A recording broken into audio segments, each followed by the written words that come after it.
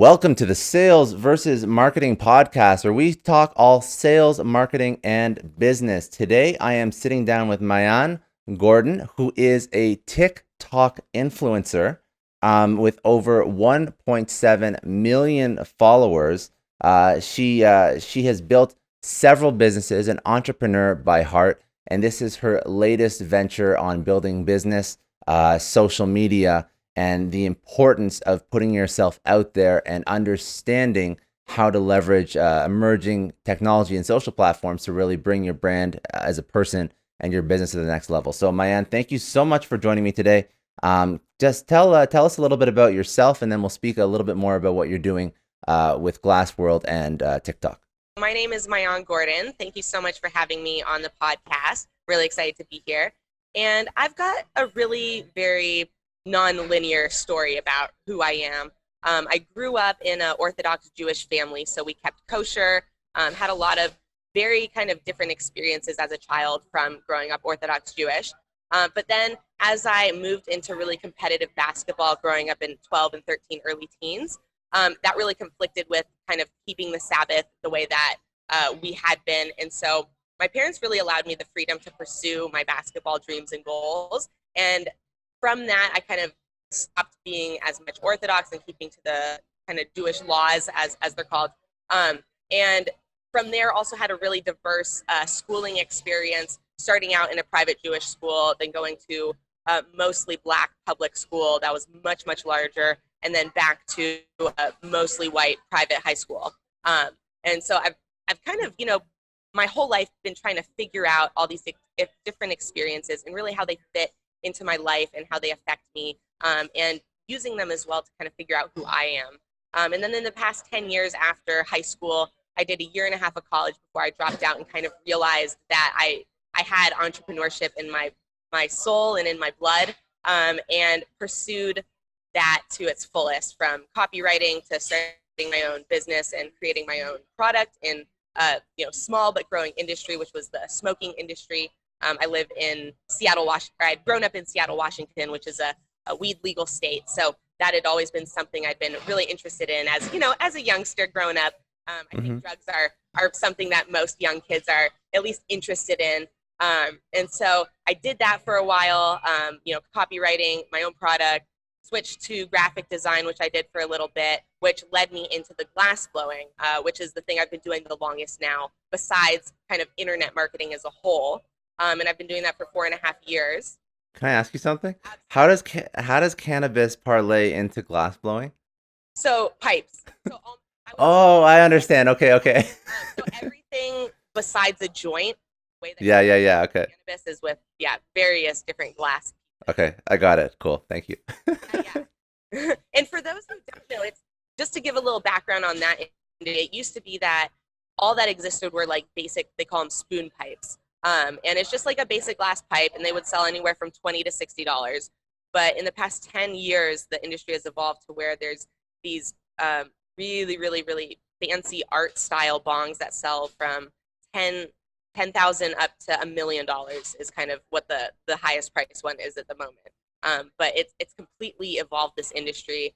And being in an industry that's been evolving has really been an asset to me, to learning a lot about businesses and how technological advances are affecting industries, and kind of looking at this little micro industry to understand more macro. Mm-hmm. Very interesting. And how did you become proficient at glass blowing? Because I can't imagine that's something that you just pick up and it looks. So I've looked at Glassworld, your account, and all the stuff you do, and first of all, it's like beautiful, and we'll talk about that in a second. And I think that the work you do is like incredibly impressive. But how do you like get in? Is that a family trait, or you just picked it up? It's something that you wanted to do?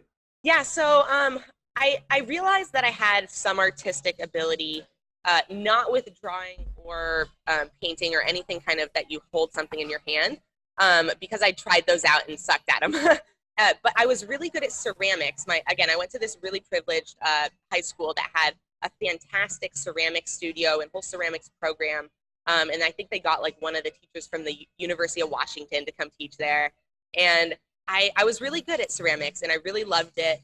I didn't necessarily think glassblowing would be the same, because you're using just completely different techniques, and you're not directly touching the glass with your hands like you are in ceramics. But I thought that it might be something I was good at because I was good at ceramics. And I got into it because of the graphic design work that I was doing.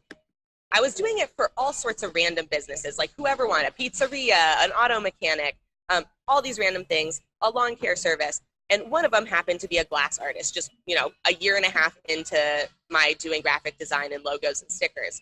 And all his friends were glass blowers, because when you're an artist such as a glass blower, it's so involved with the amount of work you have to commit and time you have to commit to making the art alone, that it ends up that all your friends and people you hang out with are also involved in the art business, and that's usually on the artist level. So he got these stickers, loved them, referred me to all his friends, and I just kind of started making stickers more exclusively for glass artists. And a lot of them didn't have, let's say, the $100 or $200 cash to spend on stickers, but they did have a bunch of glass pieces that were finished that they were trying to sell.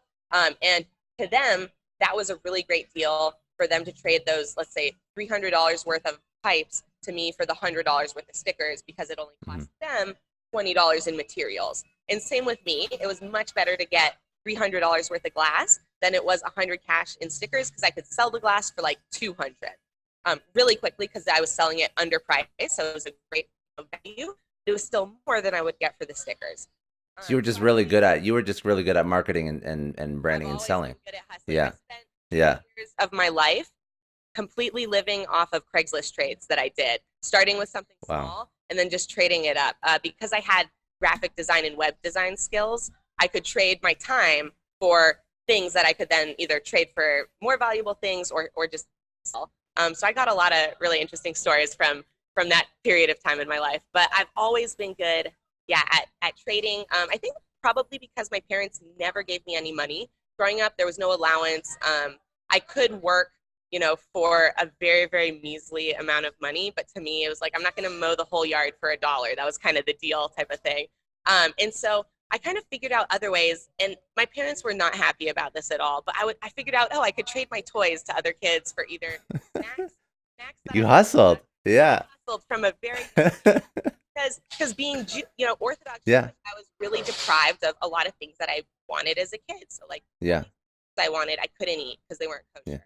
Yeah. And so, I'd go to school, and and also my parents were relatively poor. I'm the oldest of 4. So not because they weren't skilled, just they were 20 when they had me. So, they had to work their way up in the workforce. And my parents do very well now. My mother's the head of neurobiology at the University of Washington, and my dad's also a PhD teacher at the UW. But at the time, it was they were a young family. Yeah. Young family. And they were kind of really investing into me as a child in terms of, buying as many books as they could for me, buying as many kind of, educational tools and things like that. So, junk food wasn't something that they were gonna, spend money on. Yeah. So I would go to school and I would trade some of my toys for, fruit roll-ups, or sometimes for money, because I was always fascinated with money at a young age. But that was really kind of shamed in my family, and there was a lot of, I got really in trouble for doing that. So I grew up with this very anti-money mentality from other people, knowing that other people don't like when you like money. That's kind of what I learned at a young age. And, it's been definitely a process of kind of changing my mindset around that, to realize that's how some people think, but that it's okay to think the way I think, which is that money is great. It's an amazing tool. 100%. Yeah. So much for you. And I think it's incorrectly demonized if you don't understand what it can do for you and for others. If it's if it's not looked at as a tool, and it's like almost like a collection or item or whatnot, that's negative. But like you're saying, like, to be an entrepreneur, especially, you can't demonize money, because you need money to live, to grow, to build whatever passion project you're working on. So I 100% agree. But I think that it is incorrectly demonized, because it's not used for the right purposes more often than not. But as an entrepreneur, you totally understand it. And the hustle is awesome. I love it. That's great. That's really, really good. So you were like, you're entrepreneurial, like, very much by nature. Yeah, very much by nature, but didn't realize it until I was probably 19, 20 years old. Until I dropped out of college, was 1,000% certain that I was going to be a veterinarian. That was my path. I was like, I'm going to go to college. I'm going to do great in college. I'm great at school. And then I'm going to go to vet school. And then I'm going to, get a great job, making money, doing Yeah. something I love. And I think that's because I really didn't understand how many options there were. And I'm kind of also this age where when my parents were raising me when I was really young, there weren't all these options. The internet Hmm. wasn't a tool the way it is now to really give you opportunity. And I don't think they were at all prepared to really navigate those changes. I mean, how could they have been prepared to realize, oh, wow, this internet thing's completely changing the entire world, and Yeah. maybe our daughter needs to adapt to that in some way, or that's going to give her some advantage. And they inherently must have, because they sent me to a high school that was very kind of technologically advanced. To go, and this school is Lakeside School in Seattle, if you're curious. Um, and entire schools run on laptops. So when you go get into the school, you have to buy a laptop because all your homework is submitted online. Like everything's done online, Hmm. and shared, through your projects. They have different project management systems and all these different things that really a high level business would have to organize its employees. It's kind of how the school runs. That's And really good for a high school to have. That's very it is. impressive. It Yeah. is. And I would say that's one of the, things that really led me to be able to pursue entrepreneurship on a whole, but especially in kind of the digital marketing and advertising realm, was having that leg up on the basics of, okay, here's how the internet works. Here's how people search the internet. Here's how SEO works. Here's how AdWords works. Here's how all these different things work. Because I had 4 years of high school time where I wasn't, I didn't have a big group of friends I was spending a lot of time with. I played basketball. And that's kind of where I got my fun social engagement. And I Hmm. come home and like kind of, mess around on the laptop and search the internet and like try programs. I always had a lot of fun with different software programs like, Yeah. Photoshop and things like that. So now, okay, so now you were let's fast forward to where you're like, so you were brokering all these glasswares and you were making mad money off that. And when did you actually start what you're doing kind of now? So Glass World, I'm assuming, started just you were just doing your own glass work, and then eventually you took it online because you understood that that's how you sell. So you were now you're doing your own thing and you're building out your own product. Yeah, so I've always been online actually. Yeah. I didn't jump online when I started Glass. I actually created my first Instagram account with our first product that we created, which was about 8 years ago, and that was diffuser beads. And I created an account for this because I knew that I needed to convince people with as many tools as possible that this product had value, because it was a new product no one had ever heard of. Like we made up the words for the product, like diffuser. Mhm. And so when we'd call shops, because we did a lot of B2B with that, it was like 50% B2B and then 50% retail off of like Amazon and our website. Hmm. But when we would cold call shops, we would say, hey, we've got this awesome product, diffuser beads. Are you guys interested in trying it out? And they'd go, what are diffuser beads? And so instead of just telling them, we wanted to say, okay, here's what they are, and here's our Instagram to go check it out, and here's our website to go check it out. And so it was kind of like a portfolio of Hmm. being able to show these shops what the product was, and at the same time being able to demonstrate their customers already had interest and were showing interest by commenting on our posts and Hmm. messaging us, because to the shops, they much more care about their current customers than they do about new customers. It's much easier for in retail in general for you to get a sale from a customer you already have than it is to get an entirely new sale. It's a much cheaper sale. The customer Much, cost of acquisition is much yeah, lower. Yeah. absolutely. Just in terms of time, even if your cost was zero across both, it's going to be a much quicker transaction with Agree. a customer you've already been able to get. Now, okay, so is it just the environment that you grew up in where you understood the power of social media, social proof, social selling, even as a brand? Is that just because you were raised in like a technical environment? Like, why do you think that you have such a, because I know so many businesses are still not, like, we're going to go into TikTok, which is still obscure for people that are in marketing, digital marketing. Right. Where you have to understand that businesses are still not even tuned into using Instagram or having a strong social presence across what we consider like old or latent like social platforms. So how did you sort of tap into that niche, and how did you find it was so powerful? Was it conversions? Was it just like the environment you grew up in with your high school? Yeah, so definitely a huge part of it was, I would say, environment, not necessarily in a technological sense, but the high school I went to really taught us how to think more than it gave us information. And so the high school really taught me how to look at all the information I was getting and analyze where it was coming from, what biases all information has based on who's giving it and the context in which it's given. Mm-hmm. And I was just always fascinated by this puzzle. Like everything that exists in our world is really just this fascinating puzzle. If you look at it on that level of, wow, even everything someone's saying to me, I can break it down and really figure out more information than even they're telling me with their words. And so it just created this mindset in me that I wanted to learn and wanted to seek out information. And then in combination with being gifted with this amazing tool of the laptop, and really just the freedom of those two things together on my own time, I just explored on the internet. And I think I'm really fortunate that that happened for me when I was a teenager, because teenagers inherently have so much more free time than adults do. Like when you have a job, your priorities shift. When you have a family, your priorities shift. A family that you're taking care of. Obviously, you still have a family when you're in high school. So being able to kind of have the freedom to explore my interests when I had the most time probably in my life, other than when I reach a higher level of success and kind of am able to give myself back that amount of time, I think was really, lucky for me. And a lot of people don't necessarily have that advantage that I had.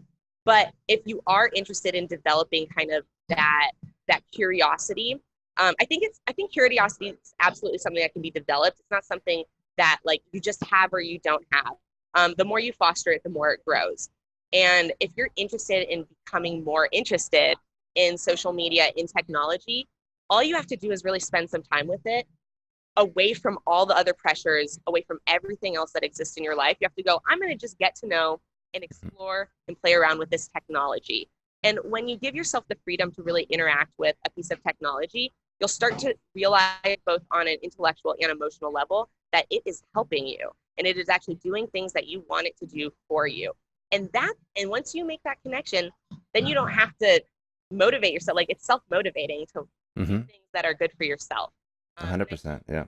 That, having developed that at a young age to see, wow, technology is powerful for me to accomplish things that I want, was really valuable. And it's in my mind now forever, that technology, even if it's difficult to learn at first, or even if I don't feel like I want to learn it at first, if I can get over that hump, that there's going to be this kind of amazing prize on the other side.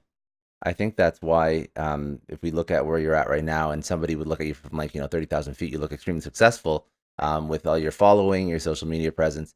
But that attitude is something that I've seen in anybody that is wildly successful, that absolute curiosity to just figure things out. And even before we started this session, the first thing you did, you were asking me a couple questions about what I was doing with my podcast. And I recognize it because I like doing that as well. And that's honestly why I enjoy these podcasts, because you have a platform to talk about your life, your story, everything that you've done. But if you don't think I learn something every single time I speak to somebody, you're kidding yourself. This is incredible for me as well.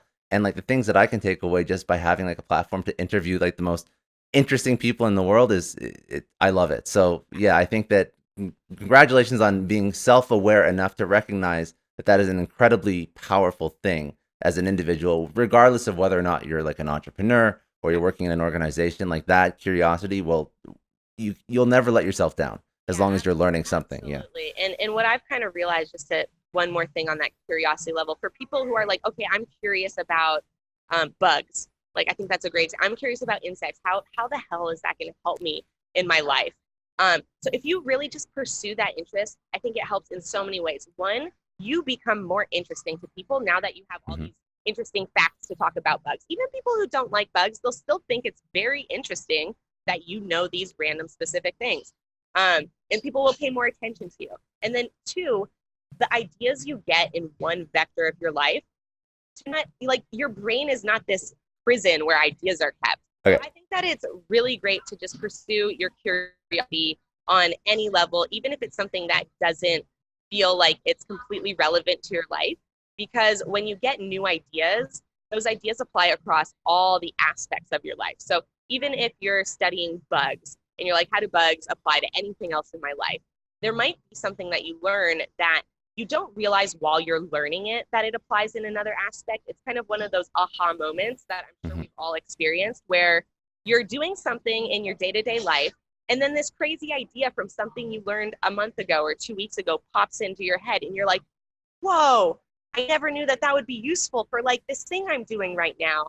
And I think that happens more and more just the more you follow those curiosities and passions and focus on learning for the enjoyment of learning, and that mystery also. Like, that mystery is a wonderful thing when you learn something new, to think Hmm. about how is this going to help me in the ways that I can't possibly predict. 100%. Okay, so that's this is all powerful like little knowledge bites that I'm going to use later on. Good. These are I'm gonna really have to good. write them down. Yeah, I know, right?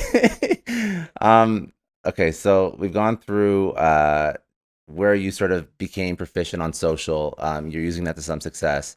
Now, let's is it too quick to jump into when you started using TikTok? Is there other? No, I think it's a Okay, good transition kind of right now. okay. And then one thing I want to say about TikTok is, on my Glassblowing page, not all that work is done by me. So I do something called digital arbitrage, where I download videos from Instagram using like a repost app. There's a million of them Hmm. if you're looking into that. And then I use an editor app called Splice, which is really great. If you have iPhone, I recommend it. Android, you have to find something else. But there's lots of great editor apps out there. And what it allows me to do is uh, change the format so that it's full screen, because most Instagram videos are either completely square or somewhat rectangular, but not full screen vertical. And then I cut out all the boring parts. That's probably like the most important part of the editing, is I cut out any time where there's like no action happening. And then I'll speed up anything that's slow. Because a lot of times, if you're trying to get something down into a 10 or 15-second window, you have to speed things up. And so I do all this editing, I re-upload it into the app, and then I select the music and I post it with tag to the artist. Yeah, yeah, That's, I would say, maybe like 60 to 80% of the posting that I do on TikTok, and then another 5 to 10% is my own active glass blowing, and then yeah. another, 15 to 10% is like lifestyle, TikTok stuff.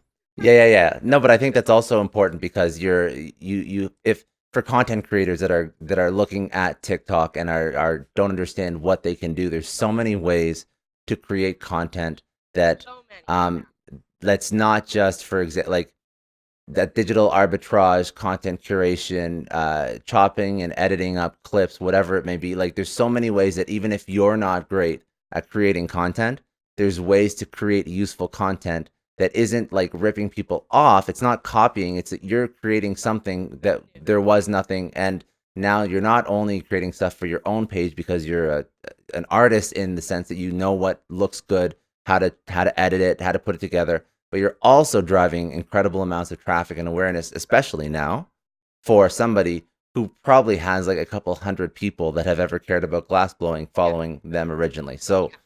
there's a lot of ways to create content, and I don't think that should stop you, but I think that it stops a lot of people, unfortunately, Yeah, because they don't yeah. know what And to do. I think one really good example of a type of content that anyone can do very easily is voiceover content.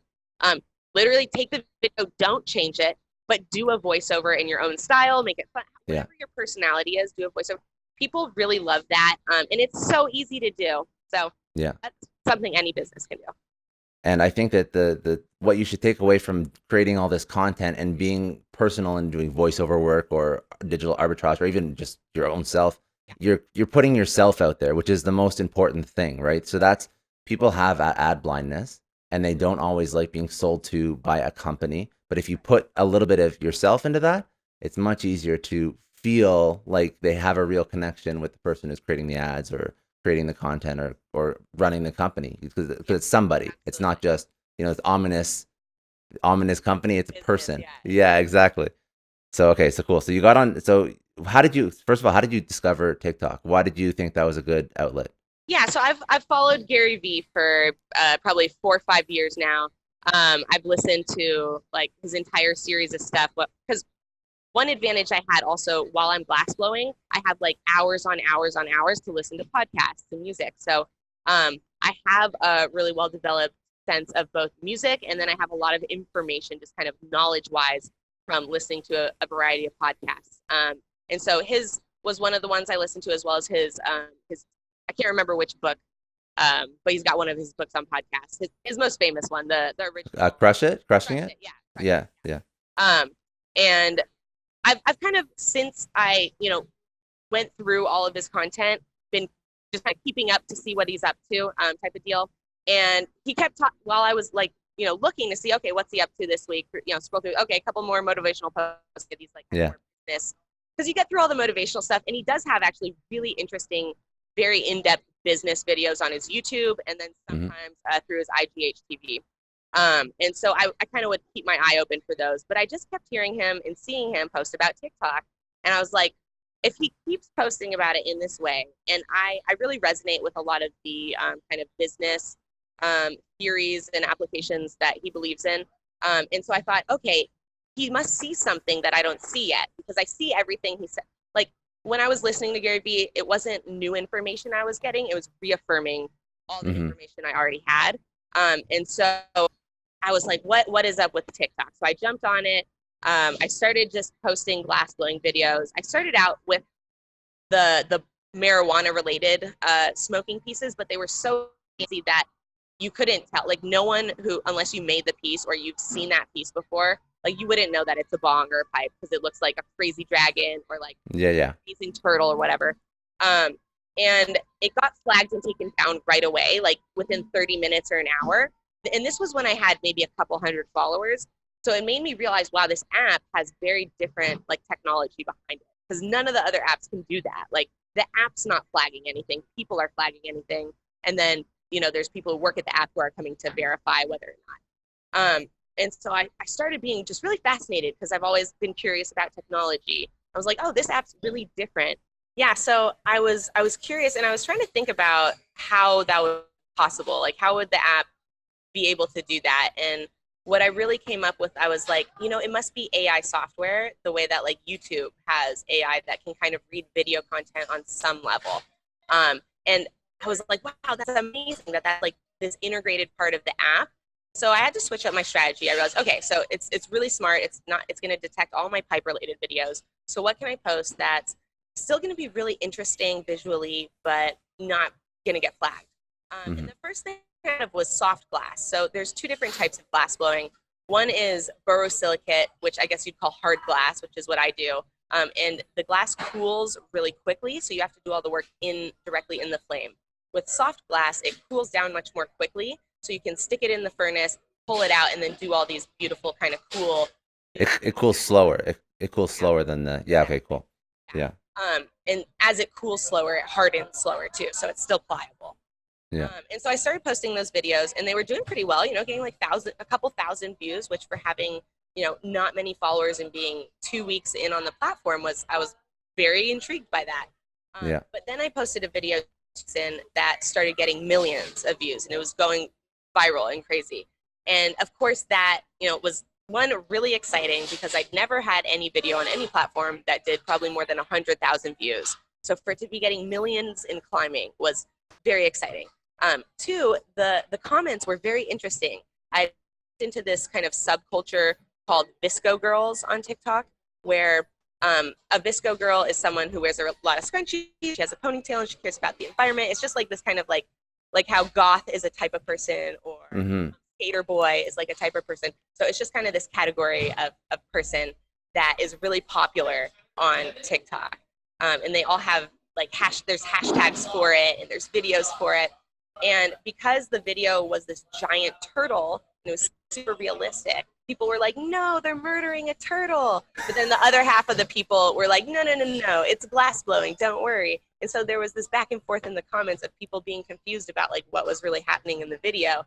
So I was fascinated on the level that the video could get so many views, and then on this culture level of what people were talking about, and just how many comments. I mean, on Instagram videos, even when the video does really well, you're talking about 300, 400, 500 comments for an account that has, let's say, 100,000 or less. When you're talking about a TikTok video that does well, even with an account that has 10,000 followers, get 5,000, 10,000, 30,000, 50,000, 100,000 comments.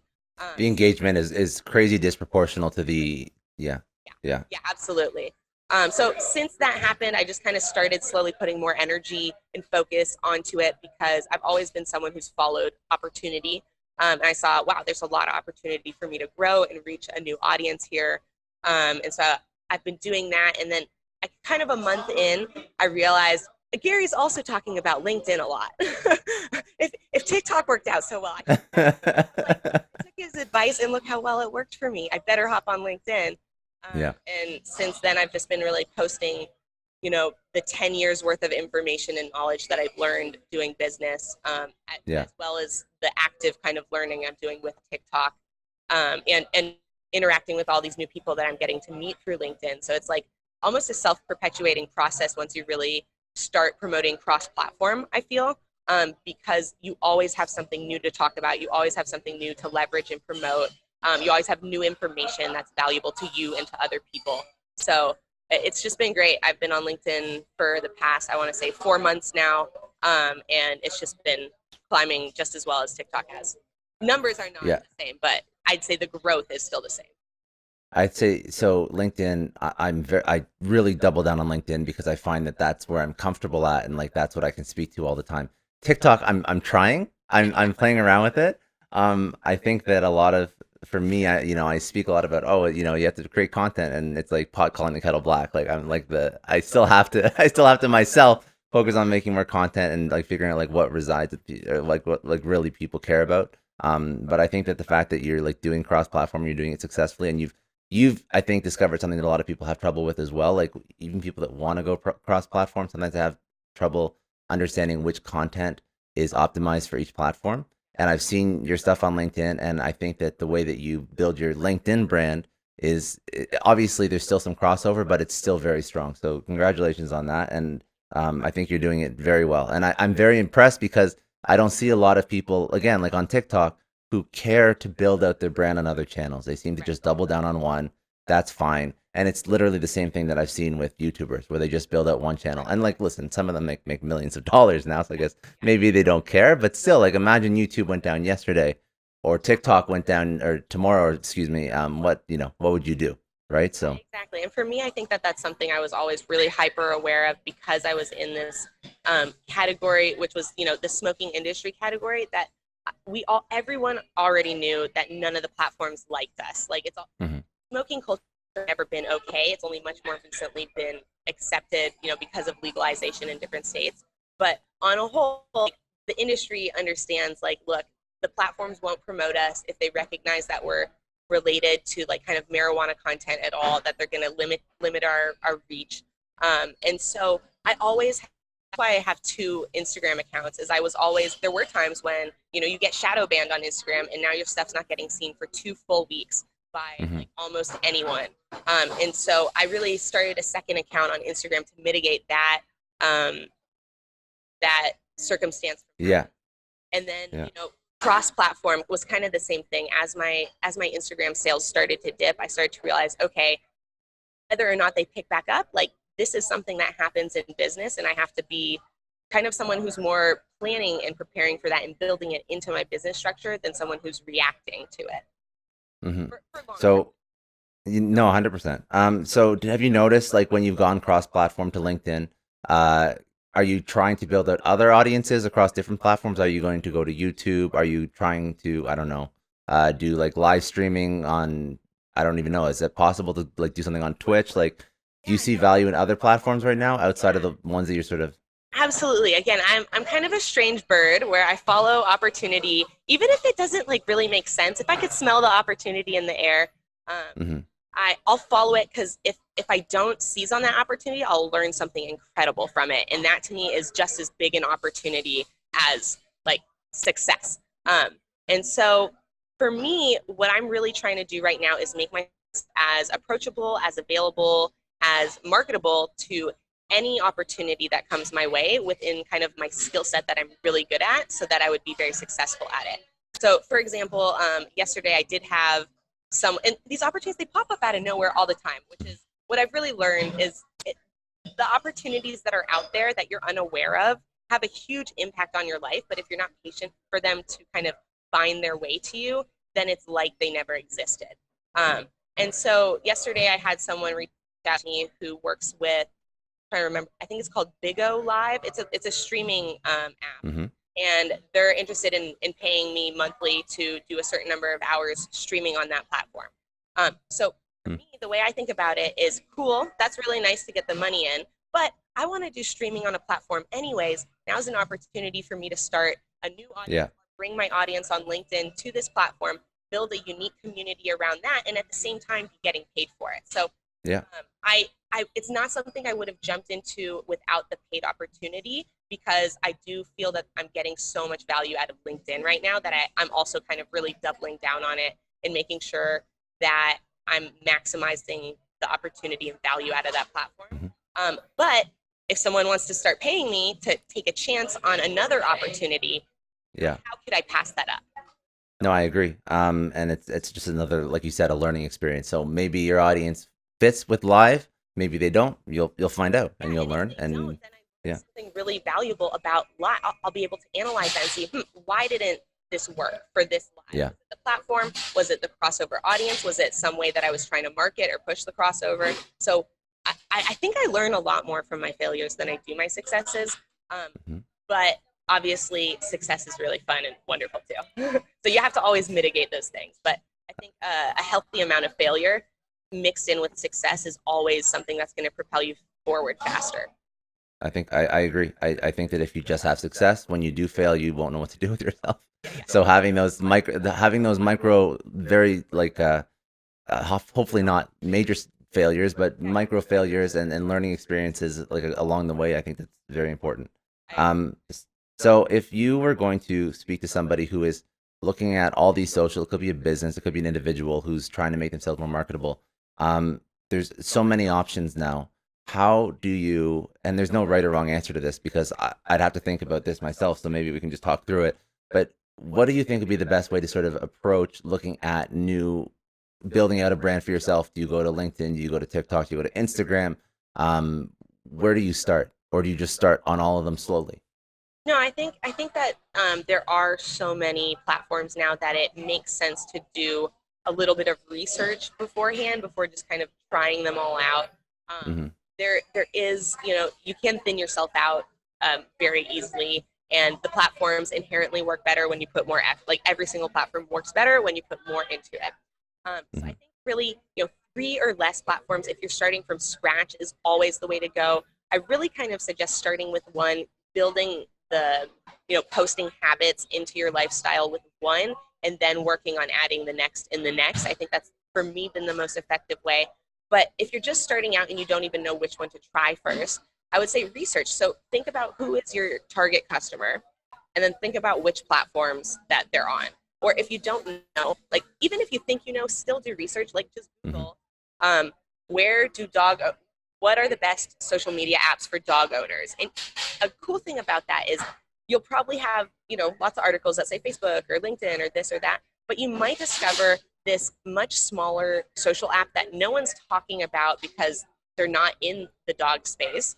And it's not this giant thing, but is amazing for your business, and you could crush it on because it's so targeted to your specific Yeah. demographic. And there's honestly there's so many social apps and sites out there, you guys, that I think businesses, especially smaller businesses, could really be tapping into to build a really valuable following on that platform. And then again, if you can build a valuable following on one platform and then transfer it over to another platform, you get this giant kickstart on that platform that allows you to build momentum in a way that, I mean, that's oftentimes the thing that stops people is they just can't build that beginner momentum to really be Yeah. valuable for them to put in the time to it.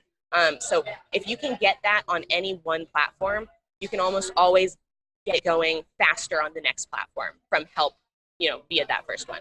And that's really what you're doing now. Like I see it. I see that you've like parlayed like the success on TikTok, and now you have some momentum on LinkedIn that people that have been on LinkedIn for years don't have the same success that you're having because you sort of followed, your own strategy, which is obviously smart. And But honestly, it's not even, I think a lot of times when people think cross-platform, they think that the audience is jumping over. It's not the audience that's jumping over, it's the content. And mhm. repurposing or refiguring out how to leverage the content. So I'm not posting my glassblowing videos typically on LinkedIn, unless I'm like trying to grab attention real quick with a very long wordy post. But most of the time I'm using information about what happened on the TikTok to post about on LinkedIn. So you can do that across any, I mean, whoever is listening to this and has an Instagram account and is also on LinkedIn, you can post about the interesting things that happen on your Instagram account on LinkedIn, and people will find it very fascinating. And it could be small things like, hey, this customer messaged me today and said that they really loved my product. Yeah. And then talk about that, talk about who that customer is, talk about that interaction or what, whatever value you can provide from that little tiny piece is really a big piece of value on another. Because now you're doing a sales or marketing training on LinkedIn from an actual interaction with the customer that you had. Yeah, so that's very good. It's so easy to create content if you just sort of open your mind to all the potential. And I think that when you become proficient at creating content, like you mentioned, for one platform, then you start to understand the different ways you can create content, the posting cadence, just getting into like the feel of social, so to speak. Yeah. So I wanna wrap up with like a couple like questions just to provide insight for people that are maybe younger in their career. But before I go into these sort of like wrap up questions, is there anything that about your origin story that I didn't speak to? No, I mean, I think there's like so many more details and crazy stories that go in with it. But I think it's really just, I like people to see that you don't have to have a particular background. I have a really very diverse background, and no particular piece of it was like the secret sauce that made me who I am. Really the secret sauce was figuring out who I am and really self-awareness and paying attention to what made me happy, what I was good at, what things kind of put a halt on my motivation. I think motivation is a really interesting thing to pay attention to and think about where your motivation comes from and what fuels your motivation, which I think are two different things. I think where your motivation comes from is different from what fuels your motivation, and figuring out each of those aspects is really just a big, I think, part of success.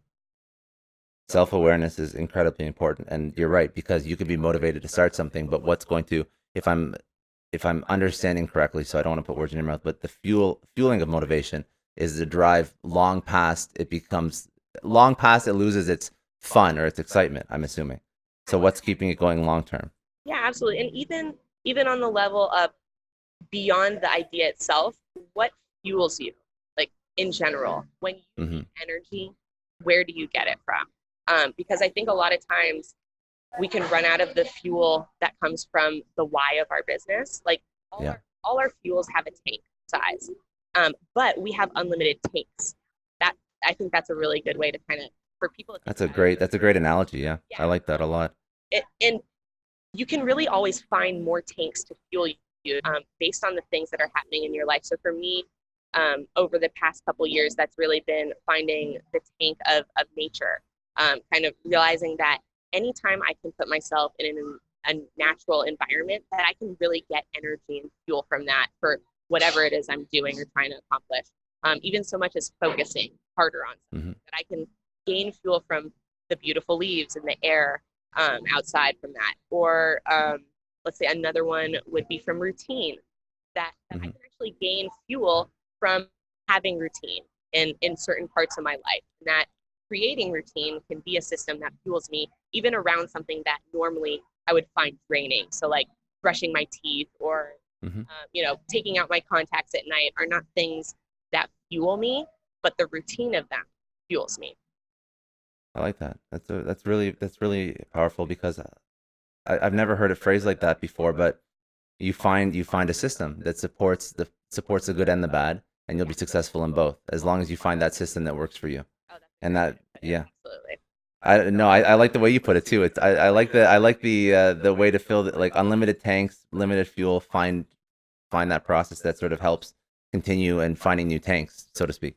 Um, I don't have really any other questions about like who you are, what you've done. I just want to ask, to sort of put some context again for people that are sort of earlier on. This is a question I always ask. If you could tell your 20-year-old self, or pick an age when you were younger, one thing, what would it be?